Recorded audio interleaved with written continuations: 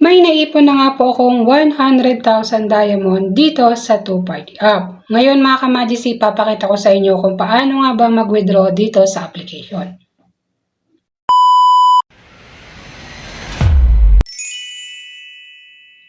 Hello everyone! Hello po mga ka-Majesty and welcome to my vlog. So ngayon, ipapakita ko po sa inyo kung paano mag-withdraw dito sa 2Party. Kung mga nakaraang video ko mga ka-Majesty, kung paano naman po mag-register at mag-tasking dito sa 2Party. So ngayon, ipapakita ko naman sa inyo kung paano naman tayo makaka-withdraw dito sa 2Party. Ngayon mga ka-Majesty, sa mga wala pang 2Party, ito nga po siya sa Play Store. Makikita nyo po siya sa Play Store mga ka-Majesty o i-search nyo nga po itong aking description. Kung wala ka pa nga pong 2Party app, i-click mo nga lang po yung aking description. Nandyan po yung link. Pwede po kayo maging isang host or agent. Or kaya naman, direct po kayo sa Play Store. Sa Play Store mga ka-Majesty, i-search nyo nga lang po ang 2Party application. Then mga ka-Majesty, pwede ka mag-join sa aking agency dahil kailangan po may agency ka. At minimum 100,000 nga po ang withdrawal dito. So pwede po siya sa lalaki at pwede din siya sa babae mga ka-Majesty. Isang audio tasking lang. Ang new user mga ka-Majesty ay makaka-receive ng 5,000 diamond at kapag regular ka naman po mga ka-Majesty ay 1,000 diamond nga po ang iyong makukuha. Then mga ka-Majesty, papakita ko nga po sa inyo kung paano mag-withdraw. At bago po ipakita yan, ay ito nga po muna mga ka-Majesty, ang pagtatasking dito sa 2Party. So marami po kasing nalilito at hindi daw po nakikita ang oras. Dahil kapag po nag-set po kayo, ay hindi po talaga nakikita yung oras. Kailangan nyo po, ibababa nyo muna ang iyong party live o ang iyong audio live.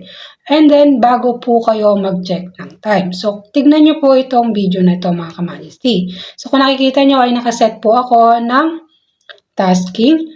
And then, wait po tayo mga 5 to 10 or 15 minutes o half hour or 30 minutes mga ka-Majesty. And then, ibababa po natin itong ating party. So, pagbaba po natin sa ating party mga ka-Majesty, i-refresh po natin yung application.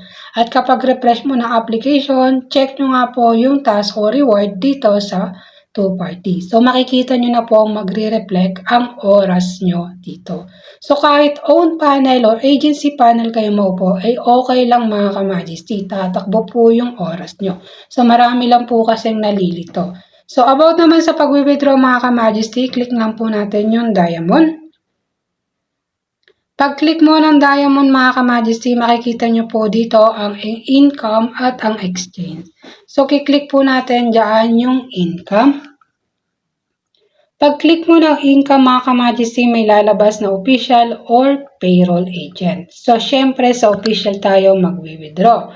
So, i-click po natin yung arrival method. I-click mo yung arrow sa dulo mga ka-Majesty at doon po makikita ang payment method. Papalitan nyo lang po ng Pilipinas or GCash, mga ganyan mga ka-Majesty. So, dito ay sa country region, select.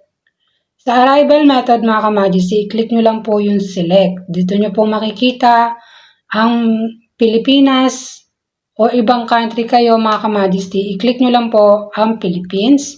And then dito nyo po makikita ang GCash, Paymaya, GrabPay, CoinPH, Shopee, OmniPay, ABP, at iba pang mga bangko na nakalagay dito. So magkiklik lang kayo dyan kung saan nyo gusto ipadala ang withdrawal nyo. So, click nyo yung select. And then, magbabay na po kayo dyan ng GCash.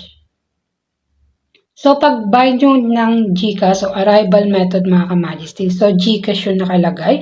Ilagay nyo nga po ang 100,000. So, dito mga ka-Majesty, ang minimum withdrawal nga po ay 100,000. Then, sa gawing baba mga ka-Majesty, ay pwede nyo na pong i-confirm ang iyong withdrawal. And then, dito mga ka-Majesty, maglalagay kayo ng security password. So, kung nakikita nyo itong ating security password, kailangan hindi nyo makakalimutan yung password na ilalagay nyo mga ka-Majesty. So, kapag nailagay nyo na, i-click nyo lang uli yung withdrawal sa baba at magsasubmit na ang iyong withdrawal. So, kung nakikita nyo to mga ka-Majesty, ay reviewing amount na po, reviewing na po yung ating withdraw. And then makikita nyo mga ka-Majesty, completed na siya. Yun, ganun lang po kabilis mag-withdraw dito sa two-party app. So, ito po yung aking proof of withdraw dito sa two-party.